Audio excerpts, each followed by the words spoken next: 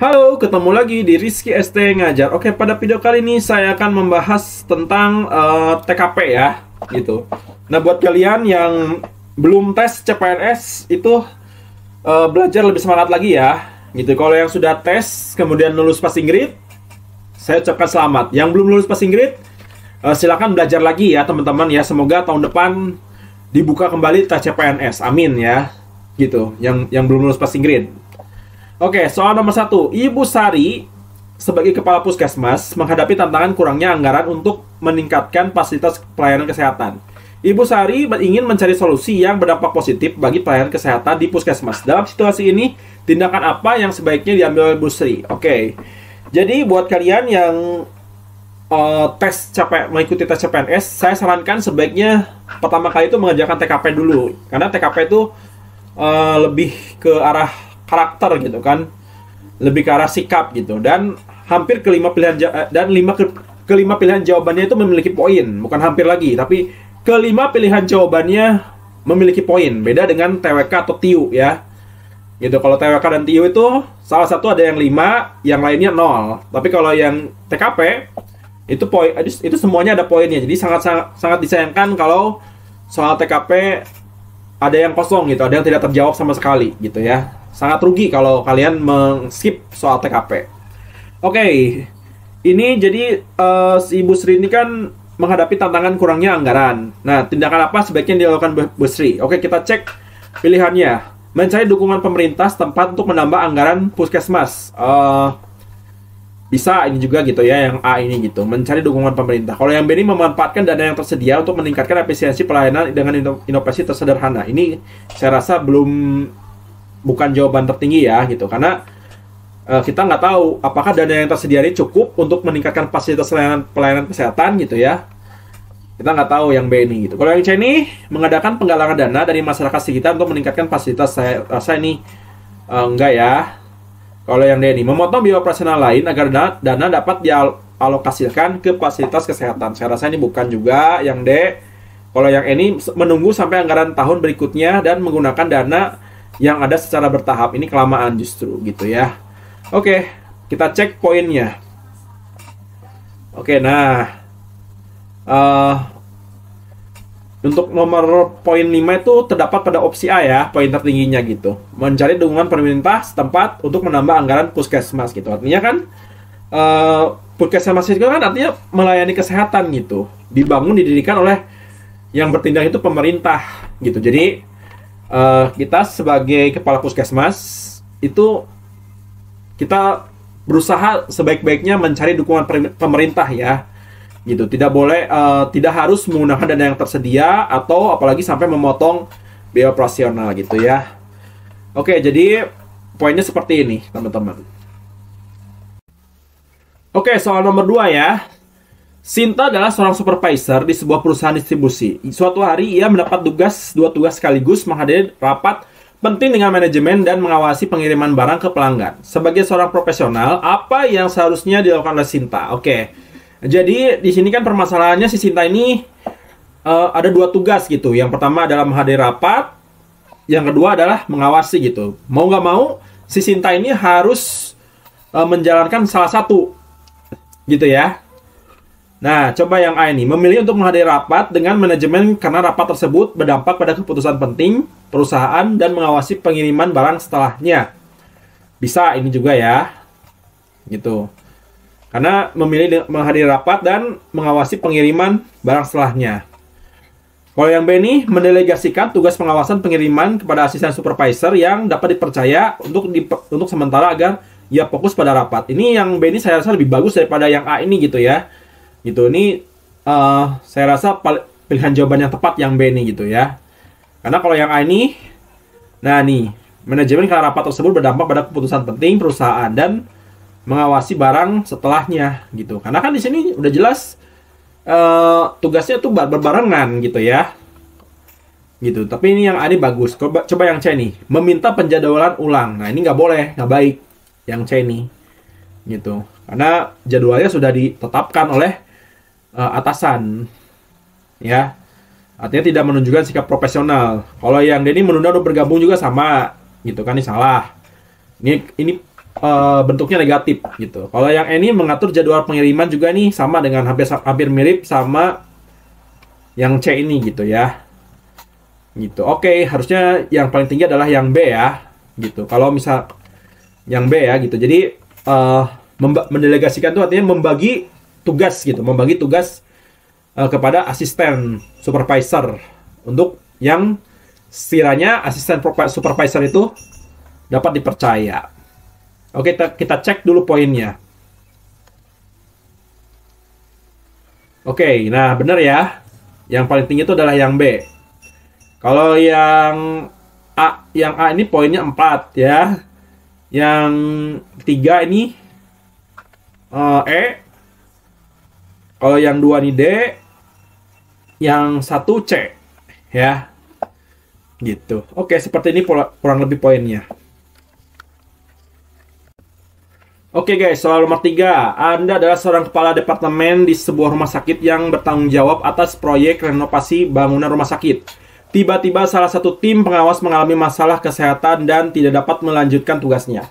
Tindakan terbaik yang dapat Anda lakukan. Oke, jadi ada salah satu tim pengawas itu ada sakit misalnya gitu kan, dan tidak bisa melanjutkan tugasnya. Kalau yang A ini, membagi tugas pengawasan kepada anggota tim yang tersisa, serta meminta mereka untuk tetap profesional walaupun ada tambahan beban kerja. Walaupun ada tambahan beban kerja. Ini saya rasa yang A ini bukan poin tertingginya ya, yang A ini gitu.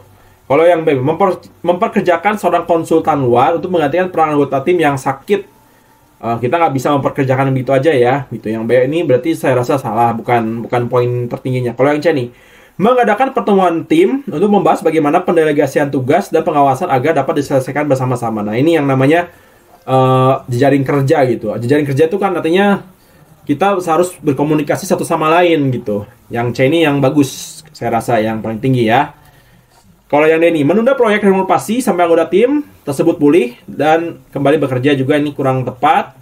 Yang E ini menawarkan rotasi kerja pada anggota tim lainnya untuk menyeimbangkan beban tugas untuk memastikan pengawasan berjalan lancar. Menawarkan rotasi kerja. Ya, bisa juga sih gitu, tapi menurut saya yang C ya paling bagusnya gitu. Oke, kita cek poinnya dulu. Nah, benar ya? Gitu. Jadi jawaban tertingginya adalah yang C gitu. Kalau yang paling rendahnya adalah yang D. Gitu. Karena di sini menunda. Ada kata menunda. Itu yang paling rendahnya gitu. Oke. Seperti ini penilaian poinnya ya. Oke, soal nomor 4. Anda adalah seorang ASN yang baru dipindahkan ke ibu kota negara atau IKN yang sedang dalam tahap pembangunan. Kondisi di sana berbeda jauh dari tempat kerja sebelumnya, terutama dari segi infrastruktur dan fasilitas. Nah, Anda merasa kesulitan beradaptasi dengan lingkungan baru dan tanggung jawab semakin besar. Kira-kira apa langkah terbaik yang sebaiknya Anda ambil untuk beradaptasi dengan cepat? Kita cek satu persatu ya. Ini kita menggunakan feeling ya. Gitu, menjawab TKP itu harus menggunakan feeling, tidak perlu dihafal ya, atau dipelajari baik-baik. Oke, kita coba. Yang A ini, mengajukan permohonan untuk kembali ke tempat kerja karena merasa tidak nyaman dengan kondisi di KN. Ini saya rasa bukan jawaban yang tepat ya, yang A ini gitu. Bukan jawaban poin tertinggi apalagi ya. Kalau yang B ini, berinisiatif mengikuti program adaptasi dan pelatihan yang disediakan untuk ASN dan IKN agar bisa menyesuaikan diri dengan cepat. Kalau ada, itu juga ya. Gitu, kalau ada program adaptasinya gitu, kalau ada di KN gitu ya, berarti ini belum tentu poin tertinggi, bukan poin tertinggi saya rasa. Kalau yang C nih, meminta bantuan rekan kerja yang sudah lebih dahulu bekerja di KN untuk memahami kondisi dan tantangan di sana. Bisa, boleh juga sih gitu, tapi ini kalau meminta bantuan rekan kerja saya rasa kurang tepat ya, bukan solusi yang terbaik. Kalau yang D ini, menunggu kondisi di KN membaik secara bertahap tanpa terlalu banyak. Nah, ini ada kata tanpa terlalu banyak nih. Berarti ini jelas nggak mungkin. Kalau yang ini, menjalin hubungan dengan kerja dan masyarakat lokal untuk memahami situasi di KN dan meningkatkan kemampuan adaptasi. Nah, yang E ini yang benar jawabannya. Gitu ya, yang paling tinggi saya rasa gitu. Oke, kita cek dulu penilaian poinnya. Apakah benar?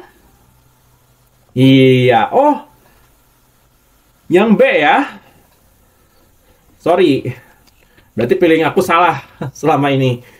Jadi memang yang E ini sekilas mirip gitu kan, hampir benar. Yang E ini sekilas mirip gitu. Yang E ini memang kelihatan bagus, tapi di sini supaya membuktikan yang paling tertinggi itu adalah yang B ya, gitu. Berinisiatif mengikuti program adaptasi, berarti ceritanya memang ada, gitu ya. Oke, saya akui feeling saya salah dalam menebak soalnya. Berarti yang B ya jawabannya, gitu. Karena manusia tidak ada yang sempurna, gitu ya. Oke, seperti ini penilaian poinnya.